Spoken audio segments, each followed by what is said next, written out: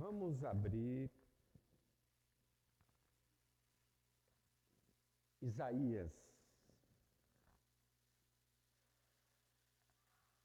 Isaías capítulo 14.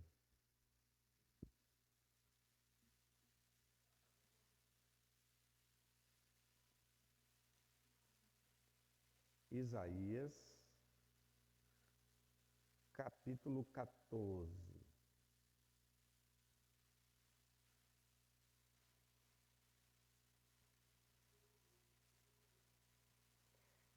A partir do versículo 1.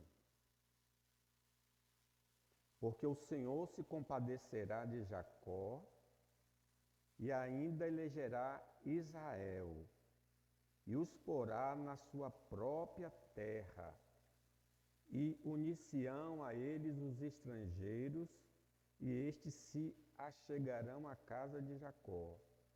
Os povos os tomarão e os levarão aos lugares deles, e a casa de Israel possuirá esses povos por servos e servas na terra do Senhor.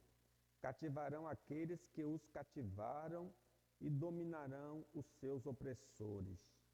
No dia em que Deus vier a dar-te descanso do teu trabalho, das tuas angústias e da dura servidão com que te fizeram servir. Que o Senhor nos abençoe. Essa passagem breve aqui, ela está entre o capítulo 13, fala da maldição que Deus impõe sobre a Babilônia, o castigo sobre a Babilônia. No 14 ainda vai seguir esse mesmo princípio do castigo que Deus vai impor à Babilônia, mas nos primeiros versos ele fala da restauração de Israel. Deus iria tirar Israel da Babilônia e voltar para a terra prometida. Ao longo das Escrituras, o povo de Deus tem uma tendência de se desviar do caminho proposto pelo Senhor. A gente vê isso muito claramente no livro dos Juízes. Morre Josué, aquela geração, e o povo vai pecar e vai se tornar novamente escravo dos vizinhos. Esse desvio nos coloca em várias situações de desconforto. Apesar de abandonarmos a Deus, Ele não nos abandona. Por isso, Ele usará vários instrumentos para nos trazer de volta ao seu convívio. Sendo assim, o nosso retorno à comunhão com Deus é uma obra dele e não nossa. O cair é do homem, o levantar é de Deus. Então, nesse trecho, nós vamos aprender sobre a restauração do Senhor. Então, em primeira afirmativa, eu afirmo que a restauração de Deus é fundamentada, é baseada na sua compaixão. Observe o versículo 1. Porque o Senhor se compadecerá de Jacó. Então vejam que o que é que vai motivar Deus a tirar Israel da Babilônia e trazê-lo de volta à terra prometida. É a compaixão de Deus.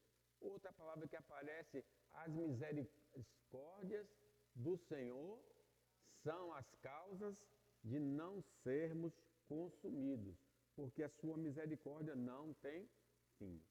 Israel, irmãos, tinha ido para o cativeiro babilônico por causa da sua desobediência teimosa para com a lei de Deus.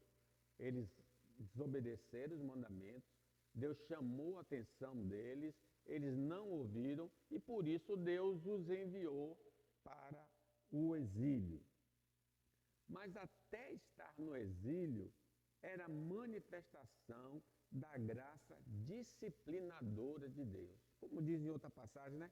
Tudo coopera para o bem daqueles que amam a Deus. Então, pelo fato dele desobedecerem, Deus o disciplinou. E a disciplina é uma graça, como diz Hebreus 12. porque o Senhor corrige a quem ama e açoita a todo filho a quem recebe. É para a disciplina que perseverais. Deus vos trata como filhos. Pois que filho há que o pai não corrige? Mas se estáis sem correção, de que todos se têm tornado participantes, logo sois bastardos e não filhos. Então, até a disciplina do Senhor é algo salutar, é algo sadio, é algo bom. Tudo coopera para o bem daqueles que amam a Deus. A disciplina de Deus sobre nós é graça, é favor não merecido, porque elimina, através dessa disciplina, ele vai eliminar as deficiências de nosso caráter e nos fazer ter aversão ao pecado. Israel vai para o cativeiro e quando ele volta, ele não tem mais atração pelos ídolos feitos por mãos humanas. E Hebreus confirma isso, que a disciplina de Deus vai justamente melhorar o nosso caráter.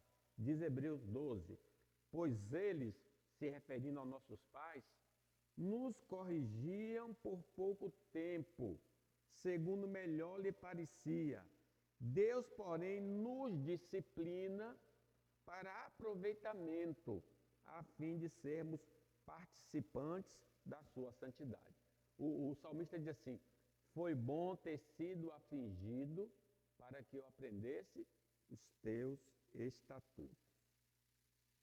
Por isso, devemos louvar a Deus por sua disciplina pedagógica que nos santifica. Romanos 8 diz, sabemos que todas as coisas cooperam para o bem daqueles que amam a Deus, daqueles que são chamados segundo o seu propósito. Deus nos disciplina e nos restaura porque tem amor por nós. Essa palavra compaixão também pode significar amor. Não é um amor interesseiro, porque somos destituídos de virtudes, impossibilitados de dar algo a Deus que Ele já não tenha. Então, por que Deus me ama? Minha beleza, minha virtude, meu ouro? Não. O Senhor disse, minha ouro, minha prata, né? Tudo pertence, na verdade, a Deus. Romanos 5 diz, Deus prova o seu próprio amor para conosco pelo fato de ter Cristo morrido por nós, sendo nós ainda pecadores. Então não foi quando a gente estava numa santidade de vida que Jesus morreu. Jesus morreu por nós quando estávamos no pecado. Então Deus prova o seu amor desta maneira para conosco. Movido então pelo amor, o Senhor vai nos tirar do lamaçal em que nos metemos devido à nossa desobediência à sua palavra. Nós caímos e ficamos lá prostrados, mas o Senhor estende a sua mão e nos tira de lá. Paulo escrevendo a Tito diz, não por obra de justiça praticada por nós, porque todos pecaram, mas segundo a sua misericórdia, ele nos salvou através do lavar regenerador e renovador do Espírito Santo, que ele derramou sobre nós ricamente, por meio de Jesus Cristo, nosso Salvador, a fim de que, justificado por graça, nos tornemos seus herdeiros, segundo a esperança da vida eterna. Isso, então, não quer dizer, não anula a necessidade de nos arrependermos, de confessarmos e abandonarmos o mau caminho. Mas em todo o processo, ele estará por trás, através de seu Espírito e sua palavra. É Deus que opera em vós, tanto o querer quanto o efetuar. É Ele que gera arrependimento em nós, é Ele que nos leva a confessar, é Ele que nos leva a abandonar. Por isso, esse processo de restauração é uma obra divina e não humana. Lamentações diz assim, converte-nos, o salmista pedindo, né?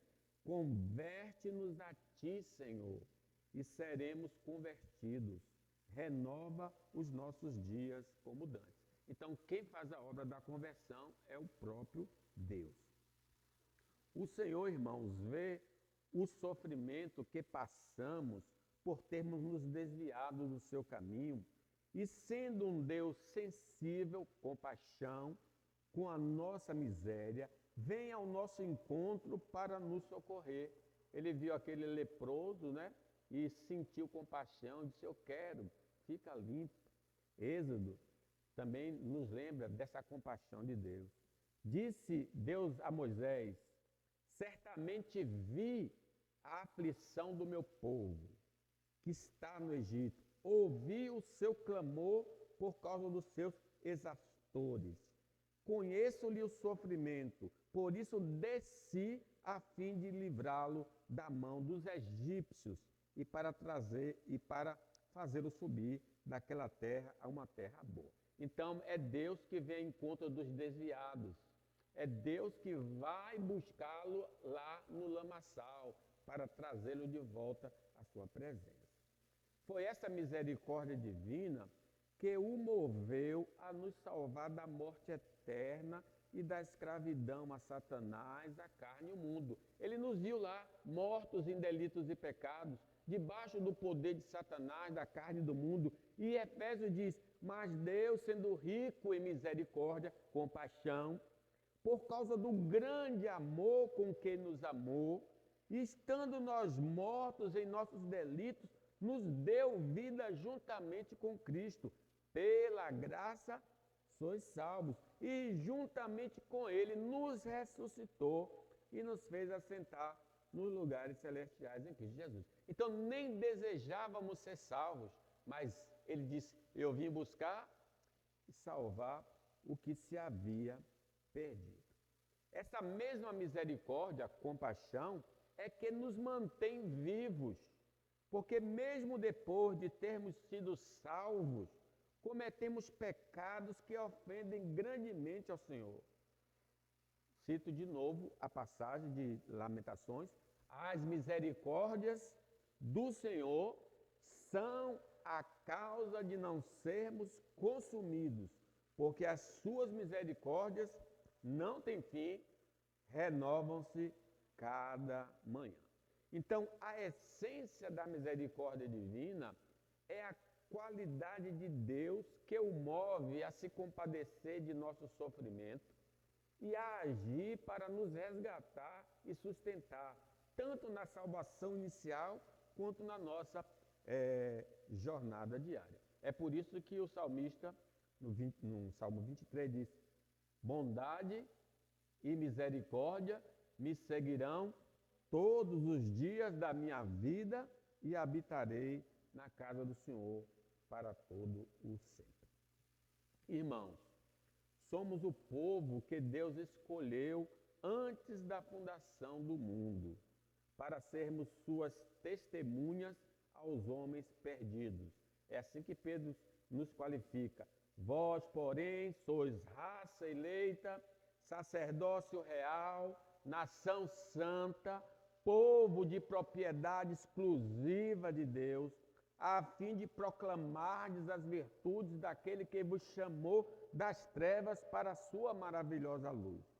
Vós sim, que antes não eras povo, mas agora sois povo de Deus, que não tinhas alcançado misericórdia, mas agora alcançaste misericórdia.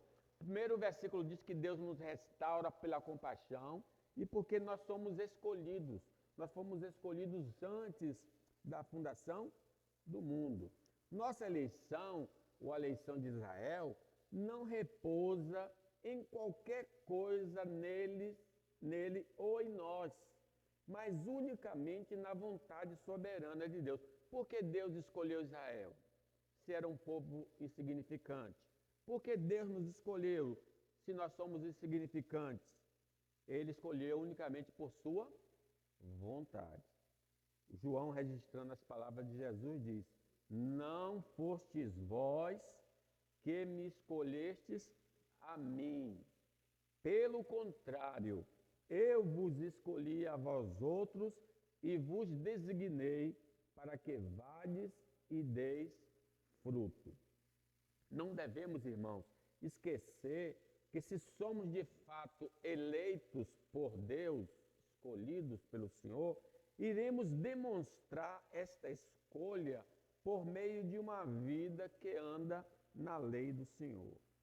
Jesus falando aos fariseus que não acreditavam nele. Mas vós não credes, porque não sois das minhas ovelhas. As minhas ovelhas ouvem a minha voz, eu as conheço e elas me seguem. Eu lhes dou a vida eterna, jamais perecerão, ninguém as arrebatará da minha mão. Em resumo, a doutrina da eleição é um ato da graça soberana de Deus, que nos escolheu e nos capacita. Essa escolha não se baseia em méritos humanos, mas na vontade divina, e tem como resultado uma vida de fé, obediência e frutificação, que testemunha o chamado e a misericórdia de Deus. Então, porque Deus estava restaurando Israel por causa da sua misericórdia, por causa da sua eleição. Em segundo lugar, a restauração de Deus nos coloca em nosso estado original. Israel saiu do seu estado original, que era da terra prometida, e foi transportado para a Babilônia. Agora, o que é restauração? É fazê-lo voltar à sua origem. Veja o versículo 1, então. Porque o Senhor se compadecerá de Jacó e ainda elegerá a Israel e os porá na sua própria terra. Então, Deus, o povo pode se afastar, mas Deus vai trazê-lo de volta ao seu estado que Deus o escolheu antes da fundação do mundo. O que Deus disciplinou seu povo, Deus disciplinou seu povo devido a seus pecados. E no exílio, eles ficaram no exílio por 70 anos. Por misericórdia, Deus libertou seu povo do cativeiro. Eles nem imaginavam que iam ser livres, apesar de ter a revelação. Eles estavam lá presos, aí o Salmo 126 retrata isso. Quando o Senhor restaurou a sorte de Sião, ficamos com o que sonha. Então a nossa boca se encheu de riso e a nossa língua de júbilo. Então entre as nações se dizia, grandes coisas o Senhor tem feito por eles. Com efeito, grandes coisas fez o Senhor por nós e por isso estamos alegres. Na oportunidade, Deus usou um rei pagão para fazer o seu povo voltar à terra prometida. Eles não tinham armamento para sair do cativeiro, mas Deus levantou um rei chamado Ciro. Segundo o livro das Crônicas, registra assim: porém, no primeiro ano de Ciro, rei da Pérsia, para que se cumprisse a palavra do Senhor por boca de Jeremias, despertou o Senhor o espírito de Ciro, rei da Pérsia, o qual fez passar pregão por todo o seu reino, como também por escrito, dizendo: assim diz Ciro, rei da Pérsia, o Senhor, Deus dos céus, me deu todos os reinos da terra e me encarregou de lhe edificar uma casa em Jerusalém, que está em Judá. Quem dentre vós é de todo o seu povo, que suba, e o Senhor Deus seja com ele. Então eles nem esperavam. Então é Deus que envia o povo para o cativeiro e é Deus que faz voltar. O Senhor dá, o Senhor toma. Louvado seja o nome de Deus. Quando quebramos a comunhão com Deus pela desobediência à sua santa palavra, necessitamos de restauração. Este processo começa por Deus o ofendido. Interessante, nós ofendemos a Deus desobedecendo e viramos a cara para Ele. E é Ele que dá o primeiro passo para essa reconciliação. Ele envia seu Filho justamente para nos trazer de volta.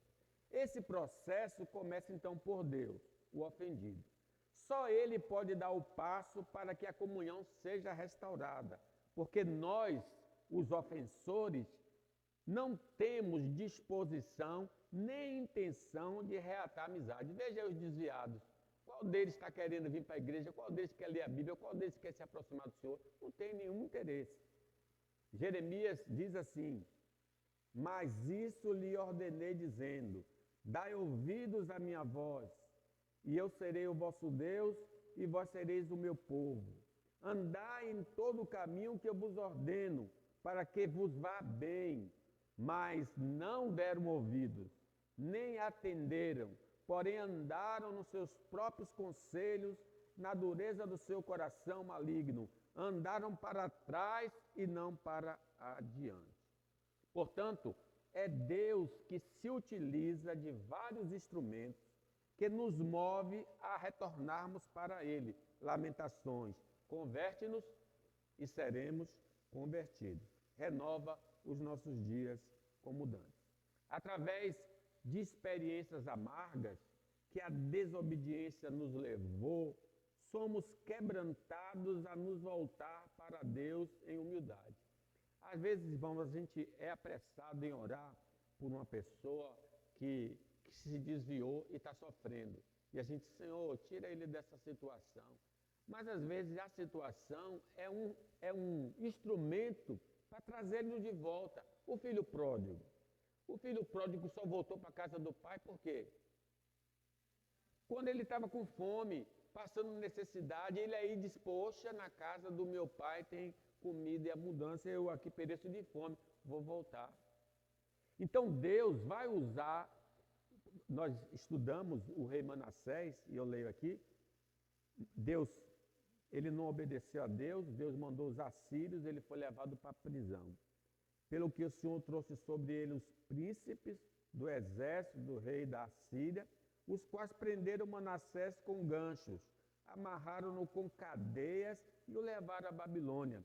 Ele, angustiado, suplicou deveras ao Senhor seu Deus, e muito se humilhou perante o Deus de seus pais. Quem não vem por amor, linguagem popular, né? Vem, às vezes, pela dor. E um dos instrumentos que Deus usa é o sofrimento. Foi pela leitura da palavra de Deus que o rei Josias teve consciência do pecado da nação e se humilhou perante o Senhor.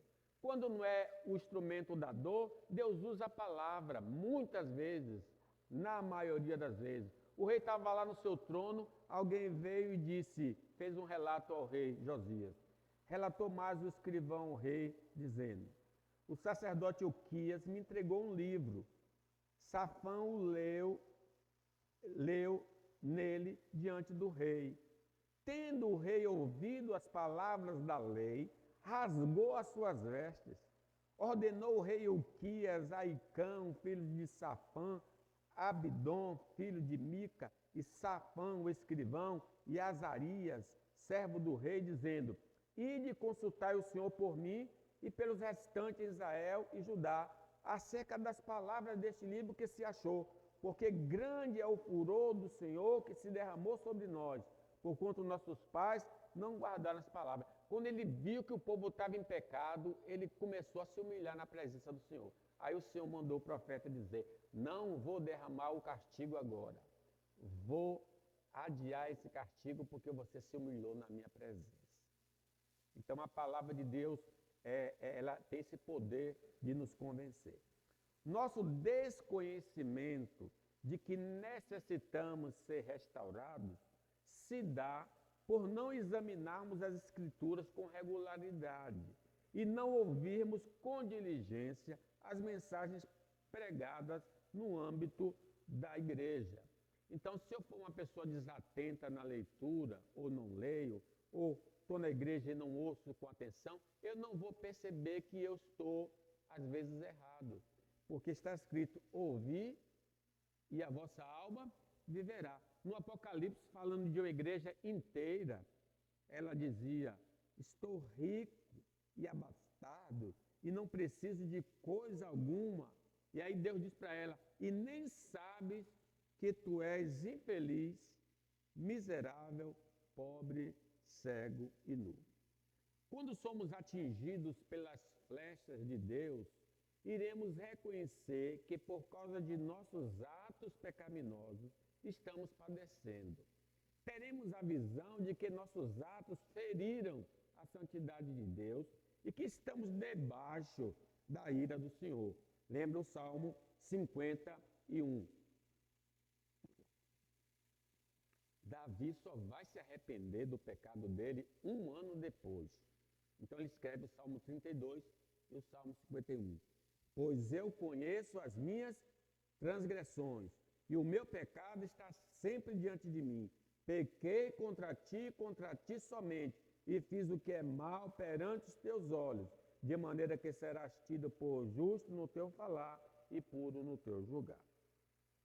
Isso nos levará a fazer confissões de pecados a Deus, de todo o nosso coração, quando vem essa consciência, quando a flecha de Deus nos atinge. Sem tentar justificar nossos atos, como Adão e Eva, foi a mulher que o Senhor me deu, disse Adão. Eva disse, foi a serpente que me enganou. Não, ele vai dizer, eu pequei contra ti somente, e fiz o que é mal aos teus olhos. Ficaremos tristes por ter ofendido o Senhor e abandonaremos imediatamente o caminho pecaminoso.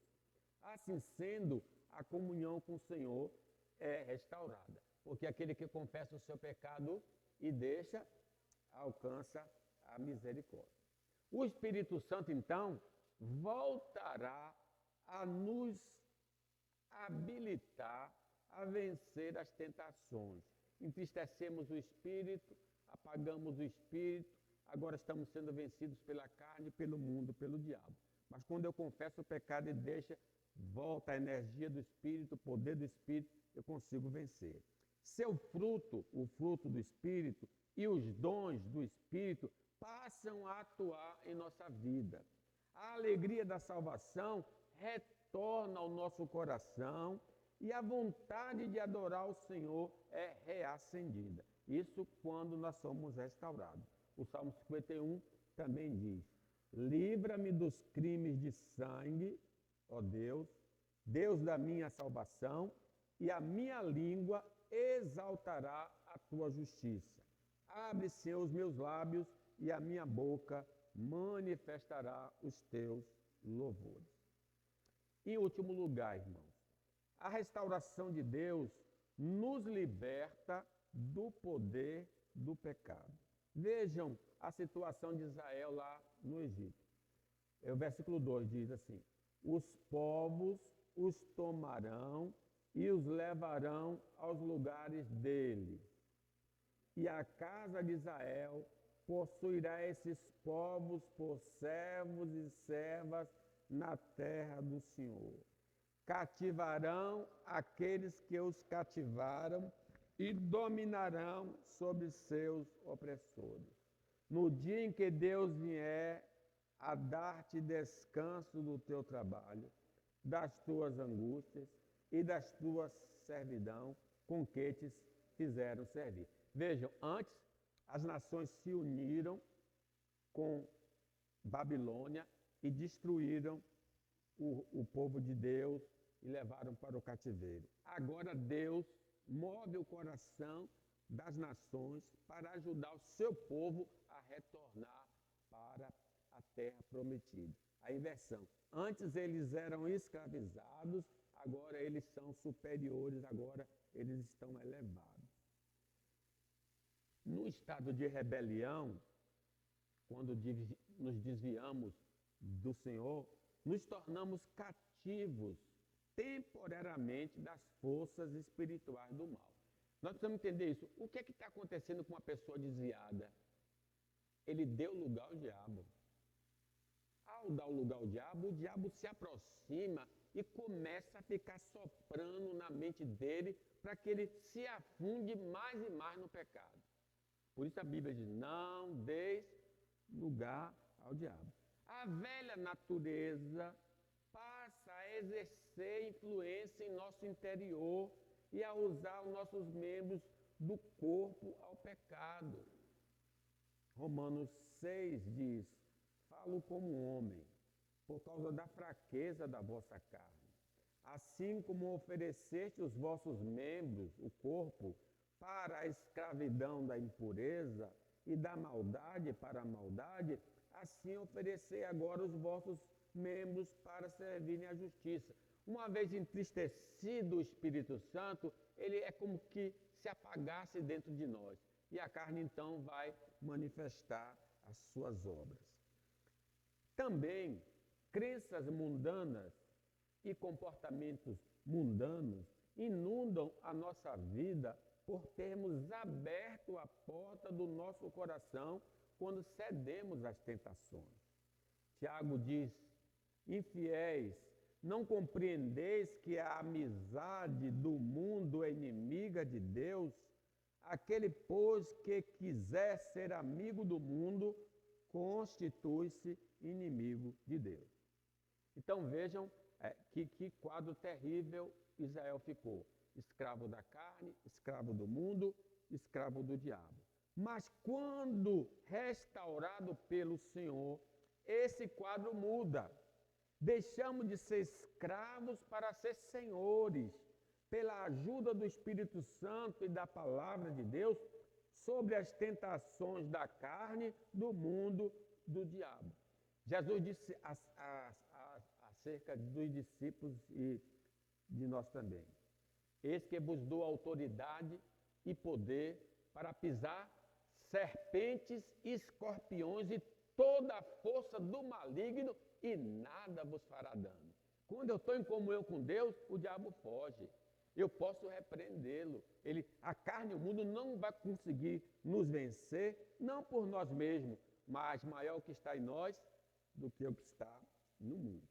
Passamos a exibir em nossa vida, pela atuação do Santo Espírito, um caráter semelhante ao de Cristo. Não perfeitamente, mas consistentemente, que marcará nosso testemunho cristão entre os homens, como diz Paulo aos Efésios: sede, pois, imitadores de Deus como filhos amados, e andar em amor como também Cristo nos amou e se entregou a si mesmo por nós como oferta e sacrifício a Deus em aroma suave. Seremos capazes, através da armadura de Deus e do poder do Espírito Santo, de ficarmos firmes contra as armadilhas de Satanás. Revestivos, diz Paulo, de toda a armadura de Deus para poder ficar firme contra as ciladas do diabo. Porque a nossa luta não é contra o sangue e carne, e sim contra principados, potestades, dominadores deste mundo, contra as forças espirituais do mal. Portanto, tomai toda a armadura de Deus para que possais resistir no dia mau e depois de ter vencido tudo, permanecer inabalável. Quer dizer, na comunhão com Deus, eu venço essas forças do mal. A palavra de Deus, irmãos, vai encher o nosso coração e a nossa mente, ajudando-nos a distinguir o que é certo e o que é errado, o que é comportamento mundano e o que é comportamento cristão. Toda a Escritura é inspirada por Deus, é útil para o ensino, para a repreensão, para a correção, para a educação na justiça, a fim de que o homem de Deus seja perfeito e perfeitamente habilitado para toda boa obra. Porque a comunhão com Deus foi restaurada,